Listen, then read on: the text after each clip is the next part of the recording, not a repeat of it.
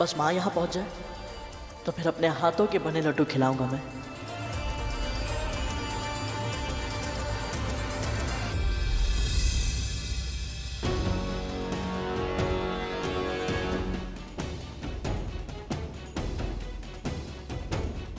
स्वादिष्ट स्वादिष्ट बने हैं ये लड्डू।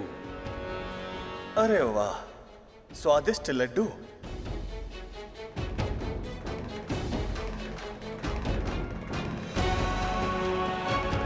विवाह का असली आनंद तो भोजन में है वरुण।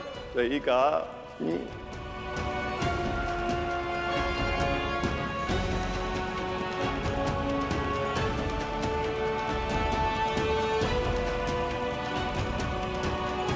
गरुड़, थोड़े और बना दो ना।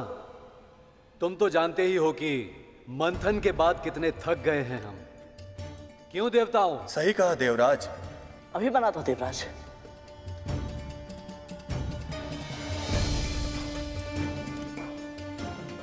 चल गरुड़, शीघ्र हाथ चला।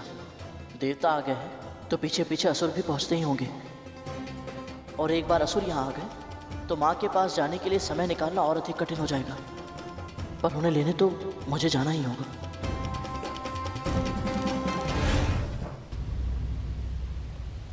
नारायण नारायण नारायण नारायण। नारद के स्वर से लग रहा है कि वो लौट रहे हैं बिना हमें निमंत्रण दिए हुए।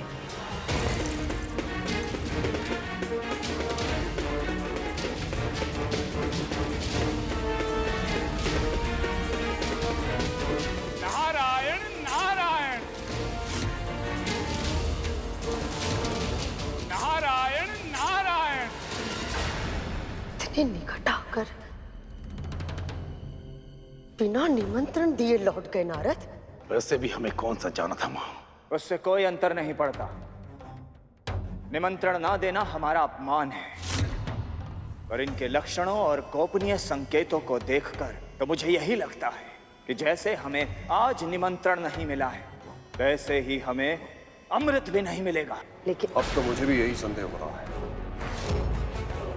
आज पूजा करते समय बार बार मुझे गुरुदेव का ध्यान हो रहा था।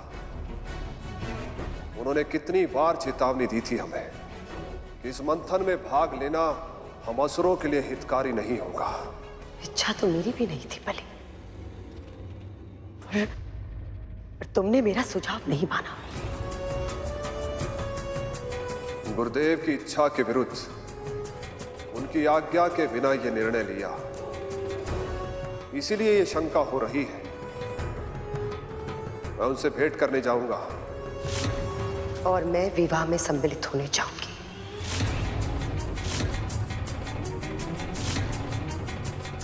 महर्षि कश्यप की पत्नी होने के नाते बिना निमंत्रण जाने का अधिकार है मेरा।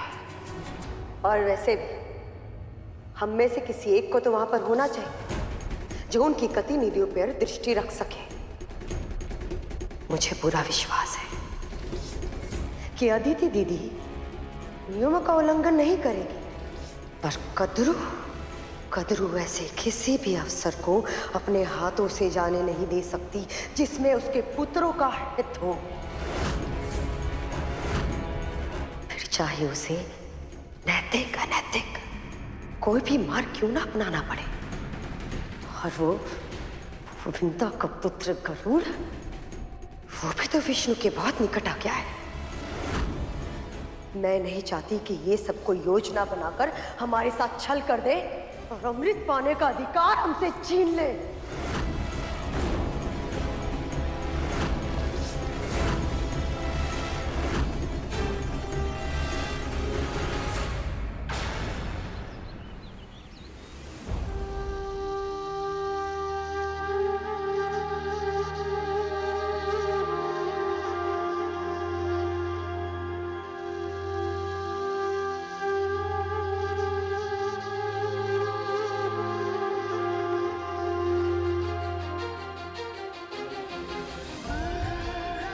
अरुण,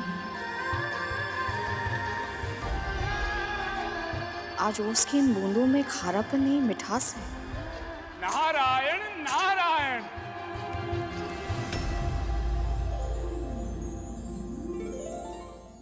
नारद मुनि इतनी प्रातःकाल यहाँ क्यों आए हैं? मुनिवर, आप? पुत्र इतने समय बाद अपनी माँ को सुखी देखता है तो उसकी आंखों में आंसू तो आते हैं, पर प्रसन्नता के।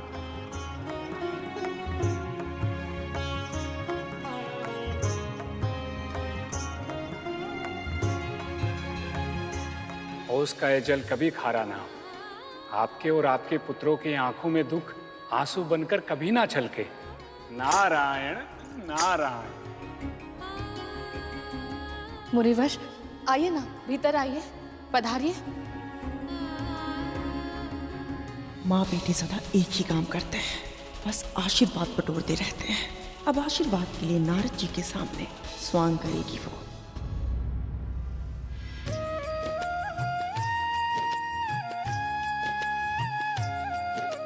मुझे शीघ्रता पूर्वक तैयार होकर मामा श्री विष्णु के विवाह के लिए निकलना है। अंग वस्त्र हो गया, सर्वश्रेष्ठ वस्त्र पहनूंगा मैं मामा जी के विवाह में। प्रभु तो तैयार भी हो गए, पर मैं क्या करूं? इन्हें ले जाने के लिए मैं कैसे तैयार हूं? प्रभु, आमंत्रण तो सपरिवार आने के लिए था ना? आप अकेले जाएंगे तो अच्छा नहीं लगेगा। आपको कार्तिकेय भैया के साथ जाना चाहिए ना? बात तो सही कह रहे हैं आप, और मयूर जी पर पहुंचूंगा भी शीघ्र।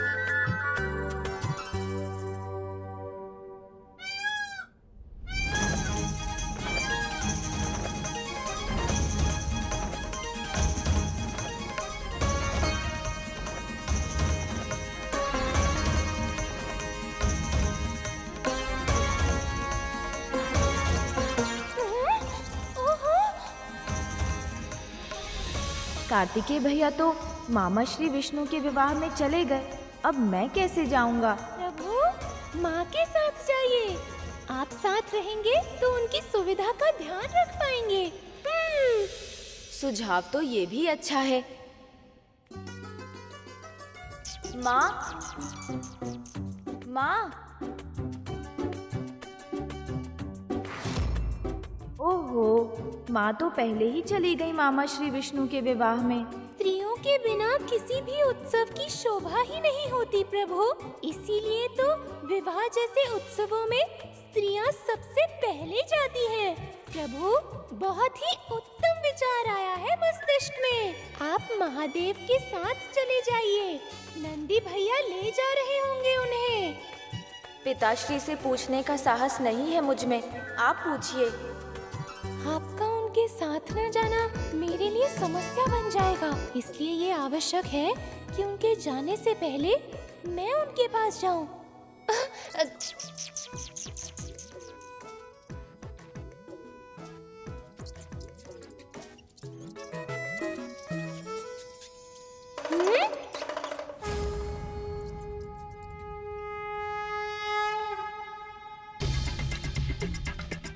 चलिए प्रभु।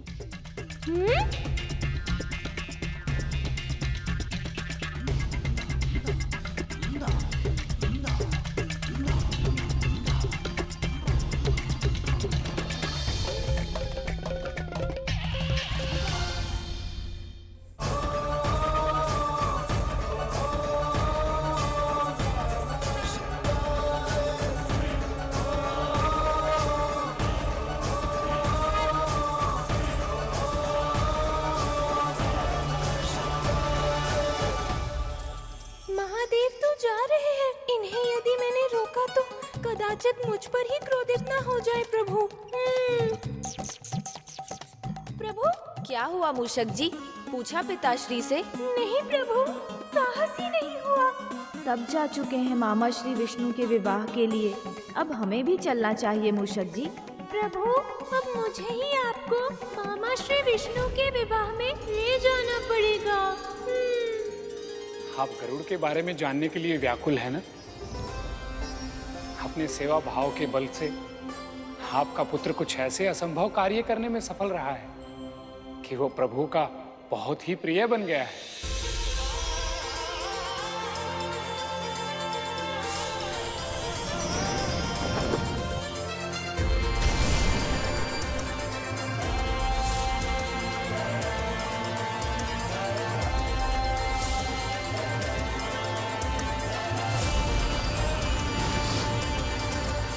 बस मुनिवर, और मत सुनाइए मुझे। पर अपने पुत्र की सफलता की कथाएं सुनने का एक माँ का परम ध्येय होता है। फिर आप क्यों? क्योंकि भय लगता है मुझे, इतनी प्रशंसा सुनकर कहीं मेरी दृष्टि ना लग जाए मेरे पुत्र को।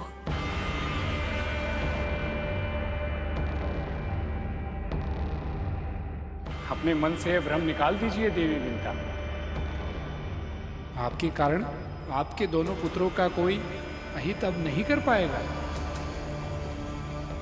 नारद मुनि मेरे महल में आने की जगह पर इस दासी की कुटिया में क्यों गए? गुरु दत्तात्रेय ने जो आपको आशीर्वाद दिया था वो अवश्य ही फलीभूत होगा।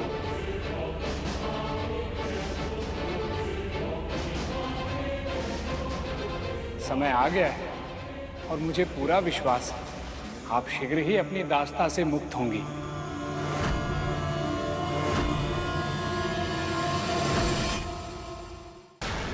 ऐसे रिक्त हाथ से जाएंगी, कहीं उत्तम अवसर खो ना दें आप। ये लेते जाइए माँ, और यदि आप सही समझे तो मुनि नारद के इससे पांव धोकर पखार दीजिएगा।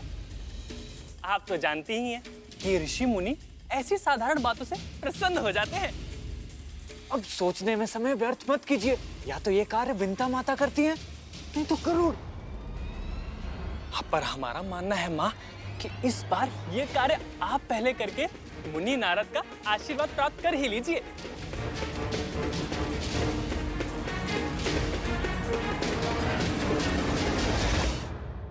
ये हुई ना बात। अब तुम दोनों बिल्कुल मेरी तरह सोच रहे हो।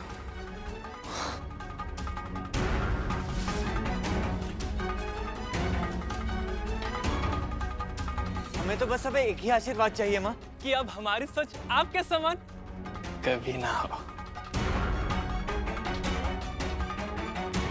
मुझे भगवान दत्तात्रेय के दर्शन मिल गए, मेरे लिए तो बस यही पर्याप्त है मुनिवर। नारायण नारायण।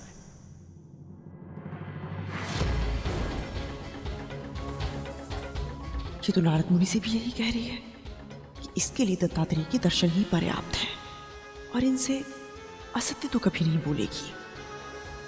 इसका अर्थ है कि इसे सच में दत्तात्रेय से कोई आशीर्वाद नहीं मिला।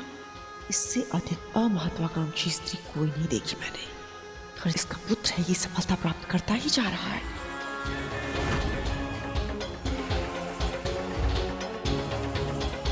प्रणाम मुनिवर।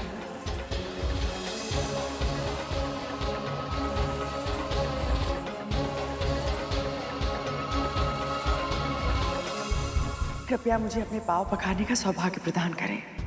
जो कार्य पूरे मन से ना किया जाए उसका फल नहीं मिलता देवी कद्रू। यदि आपकी यही इच्छा है तो मैं कैसे अस्वीकार कर सकता हूं देवी।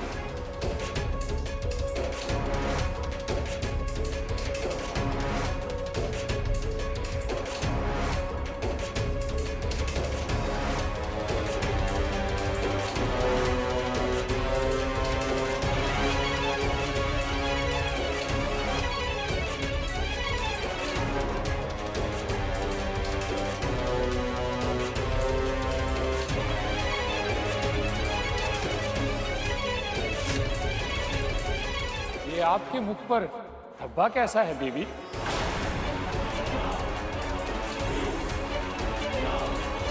मुनिवर वो ये आपके भीतर का रोग है देवी, जो बाहर प्रकट हो रहा है। कृपया अपने मन की शुद्धता पर ध्यान दीजिए। नारायण नारायण। नारद मुनि ऐसा क्यों बोल रहे हैं? कहीं विंता ने इन्हें मेरे विरुद्ध तो नहीं कर दिया है?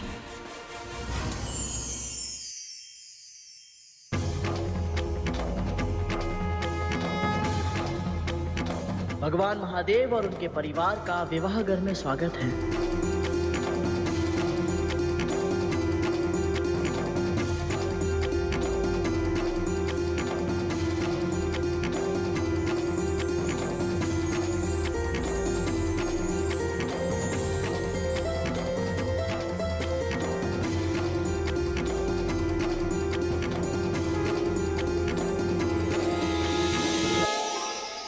महादेव, देवी पार्वती, आप सबका बहुत बहुत स्वागत है। महादेव, आपके सखा को अपने सखा की बहुत आवश्यकता थी। जब तक मित्र और आत्मीय जन अपनी प्रसन्नता में सम्मिलित ना हो, प्रसन्नता चाहे कितनी भी अपार क्यों ना हो, कुछ कमी रह जाती है। इस शुभ समय की प्रतीक्षा समस्त जगत को ही नहीं, मुझे भी थी सखा।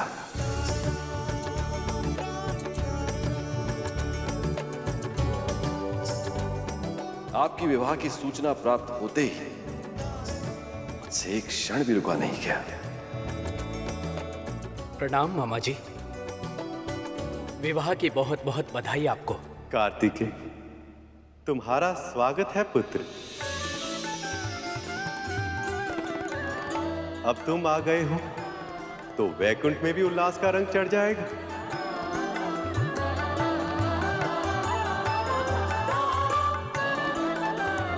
परंतु कार्तिकेय भैया, प्रभु गणपति दिखाई नहीं दे रहे।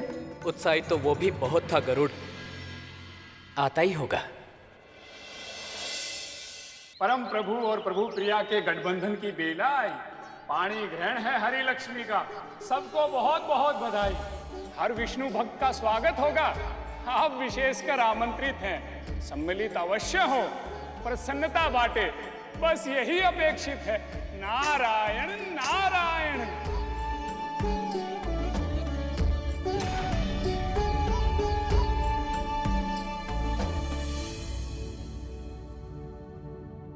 इतने शुभ अवसर पर आंसू क्यों बहा रही हो तुम? ये तो प्रसन्नता के आंसू है दीदी। आप नहीं जानती, गरुड़ और मैं कब से इस क्षण की प्रतीक्षा कर रहे थे। जब से वो लौटा था, उसके मन में बस एक ही इच्छा थी कि वो माँ लक्ष्मी के दर्शन कर पाए। और उसकी ये इच्छा पूरी भी हुई।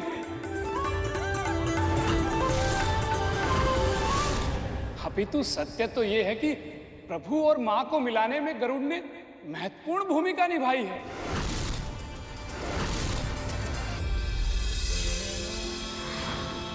जब मैं इसे लेकर प्रभु के पास पहुंचूंगा तो वो कितने प्रसन्न हो जाएंगे। निर्जीव होते हुए भी पायल उनके अधरों पर आशा का, आंखों में भविष्य की झांकी का और हृदय में संकल्प का संचार कर देगी। उनका मन विश्वास से भर उठेगा और उनका आत्मबल और भी प्रखर हो जाएगा। गरुड़ के कारण ही तो आज पूरा संसार प्रभु विष्णु और माँ लक्ष्मी के विवाह का साक्षी हो पाएगा। नारायण नारायण। मैं कृतार्थ हो गई मुनिवर। मेरे पुत्र ने जो किया है, उससे अधिक गर्व की बात एक माँ के लिए और क्या हो सकती है।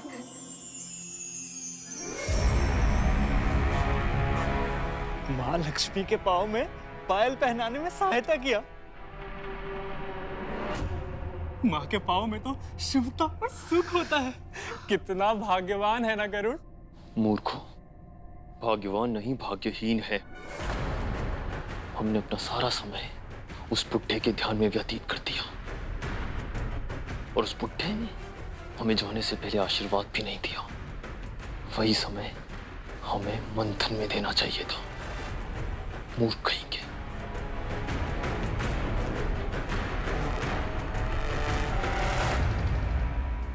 अब आप सब विवाह में जाने की तैयारी कीजिए, और वो भी सपरिवार। मैं चलता हूं।